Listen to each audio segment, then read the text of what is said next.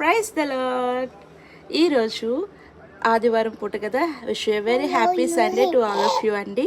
ఒక్క వాక్యంని జ్ఞాపకం చేయాలనుకుంటున్నాను సన్నిధికి వెళ్ళే ముందు. అదేంటి అంటే, మీరు వినువారు మాత్రమే అయ్యుండి మిమ్మల్ని మీరు మోసపుచ్చుకోకుండా వాక్యాన్ని విని దాన్ని గ్రహించి దాని ప్రకారం జీవించేవారై ఉండి దానిలో నూరంతలు ఫలభరితంగా ఉండాలని యాకోబు పత్రికలో మనం చూస్తాం అన్నమాట.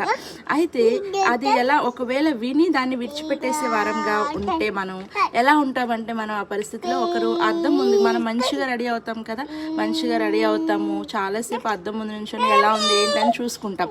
కానీ బయటికి వెళ్ళిపోయిన తర్వాత ఒక 5 minutes తర్వాత గుర్తుంటుంది, కానీ ఇంకొంచెం టైం పెరుగుతున్న కొద్దీ అసలు ఆ అద్దంలో మన మొహం ఎలా ఉందో మనకి గుర్తుండదు అనమాట. అలాగే వాక్యాన్ని విని దాన్ని గ్రహించకుండా ఉండేవాడంట అద్దంలో తన మొహం చూసుకొని తర్వాత మర్చిపోయే వ్యక్తితో సమానంగా ఉంటాడంట. కానీ ఎవరైతే విని దాన్ని గ్రహించి దాన్ని హృదయాన్ని భద్రపరుచుకుంటాడో ఆ వ్యక్తి ఆ వాక్యానుసారంగా జీవించి నూరంతల ఫలాన్ని అనుభవిస్తాడంట.